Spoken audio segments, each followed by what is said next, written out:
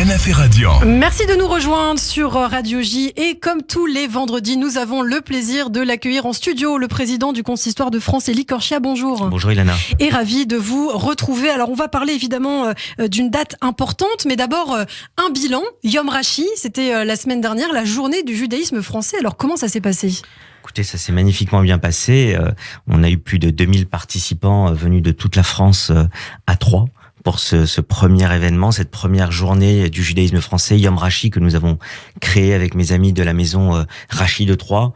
On a pu avoir vraiment énormément de personnes et puis beaucoup de responsables communautaires, des pouvoirs publics, parce que les pouvoirs publics ont aidé, que ce soit au niveau de la ville, de la région, du département.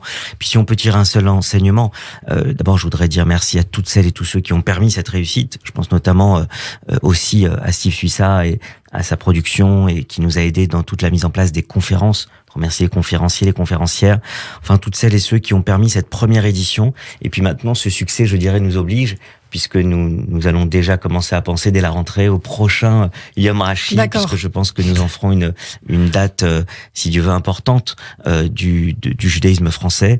Sous quelle forme nous verrons et comment nous allons pouvoir faire, puisque là c'était une première édition un peu spéciale, mais après cette première édition, effectivement, il y a la volonté de continuer sur ce chemin.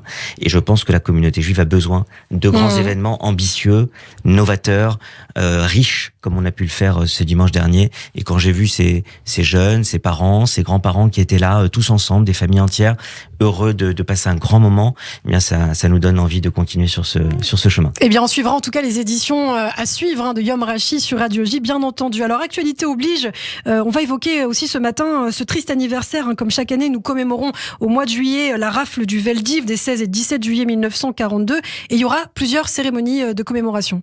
Bien sûr. Quand j'ai parlé de Yom Rashi, je disais justement qu'il fallait... il y avait des thèmes essentiels aujourd'hui et depuis ces dernières années au niveau des commémorations, au niveau des moments qui sont parfois douloureux. C'est vrai que ça revient souvent et c'était un peu l'idée de faire une grande journée autour d'un judaïsme festif, joyeux, avec du fond, mais aussi des spectacles. Là, on revient évidemment sur de la commémoration, mais c'est essentiel. Il y a des dates qui sont fondamentales. Et la date du 16 juillet 1942, c'est-à-dire, Ilana, évidemment, il y a 80 ans, on en a beaucoup parlé ces derniers jours, c'est une date fondamentale. Pourquoi ? Parce que c'est la principale, la plus importante, la plus dramatique rafle, arrestation des Juifs en France et à Paris, donc en l'occurrence les 16 et 17 juillet 1942. Pour toutes celles et ceux qui nous écoutent, il faut rappeler quand même qu'il y a plus de 13 000 Juifs, 13 152 Juifs qui se font arrêter ce jour-là et qui sont mis au Vélodrome d'hiver. Il faut savoir qu'ensuite ils partiront pour certains de Drancy, d'autres camps encore, et malheureusement une très très très grande majorité d'entre eux partiront à la mort évidemment vers les camps d'Auschwitz. Plus de 4000 enfants, ce qui est énorme en pourcentage sur les plus de 13 000 personnes qui ont été arrêtées. Et donc il y a cette année un côté un petit peu particulier parce qu'effectivement ce sont les 80 ans. Et il faut rappeler, et je veux rappeler à cette antenne parce que je l'ai vécu, j'avais une vingtaine d'années, le tournant qu'il y a eu en 1995 avec le discours de Jacques Chirac, qui a reconnu la responsabilité de l'État français. Vous savez qu'on parlait du régime de Vichy, on continue à parler. Oui, Jacques Chirac a eu le courage politique de reconnaître cette responsabilité. Quelques mois avant, vous savez, en 1994, celles et ceux qui ont mon âge ou qui sont plus âgés s'en souviendront. Il y avait une interview de François Mitterrand à la télévision par Jean-Pierre Elkabbach. Dans les derniers mois de sa mandature, il était fatigué. C'était un peu une interview bilan. Et on l'avait interrogé, Jean-Pierre Elkabbach l'avait interrogé sur cette responsabilité de la France et l'héritage politique, sociétal qui était celui de François Mitterrand faisait qu'il a répondu non. Non, on n'a pas à s'excuser, ce n'était pas la France, c'était le gouvernement de Vichy, comme si c'était des personnes qui avaient pris le pouvoir à un moment donné par hasard et qui l'avaient capté. Non. Jacques Chirac dit bien, c'est la responsabilité de l'État français. Et donc nous aurons ce dimanche matin la première cérémonie sur l'ancien lieu du Vélodrome d'hiver qui a été détruit dès 1959, mais donc nous serons dans le 15e. Vous savez que chaque année a lieu la cérémonie organisée avec le CRIF, à laquelle je serai bien évidemment et je déposerai une gerbe à cette cérémonie organisée par le CRIF en présence de la Première ministre Elisabeth Borne.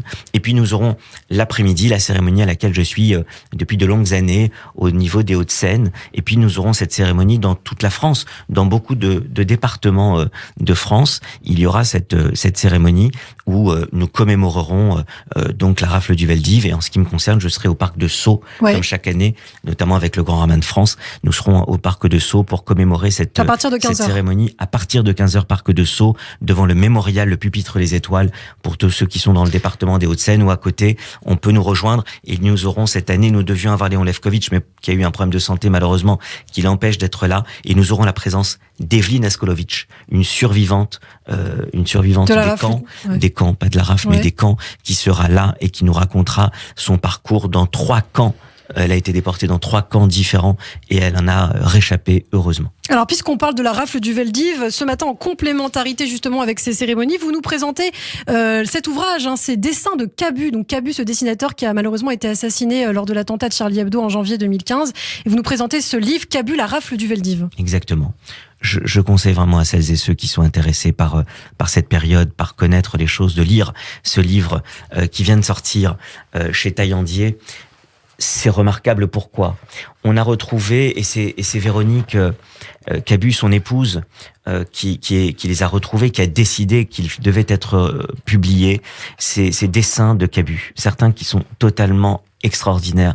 On retrouve d'abord le maître sacré de Cabu en peinture, c'était Rembrandt. Il y a un travail sur le clair-obscur. Nous sommes avec de la gouache, avec du feutre, du stylo. C'est remarquable. Cette petite fille qui se cache avec ce jeu de clair-obscur, ça montre tout le talent incroyable qu'avait Cabu. J'ai entendu le témoignage de son épouse lors du procès des attentats de Charlie Hebdo, Porte de Montrouge et l'Hypercacher, et je serai dès le mois de septembre, vous le savez, en appel, au procès en appel de cette affaire terrible, criminelle. Et Cabu était un grand dessinateur, mais c'est aussi quelqu'un qui avait une profonde humanité. Il a fait ses dessins en 1967 pour une petite revue dont on ne se rappelle plus du tout aujourd'hui, qui s'appelle Le Candide. Et ces dessins ont été retrouvés. Il y en a 15, plus un inédit. Ça fait 16 dessins qui ont une force incroyable. Et surtout, ce qui est passionnant, c'est qu'ils sont commentés par Laurent Joly, l'historien qui a publié récemment un livre remarquable sur la rafle du Vel-d'Hiv. Donc, vous avez le dessin et vous avez le commentaire qui vous rappelle exactement, thème par thème, ce qui s'est passé il y a 80 ans. C'est à lire vraiment pour toutes celles et ceux qui veulent approfondir leur regard et leur connaissance sur la rafle du Vel-d'Hiv. Les dessins de Cabu, donc la rafle du Vel-d'Hiv. Merci beaucoup, Élie Corchia, président du Consistoire de France. On a le plaisir de vous retrouver tous les vendredis sur Radio J.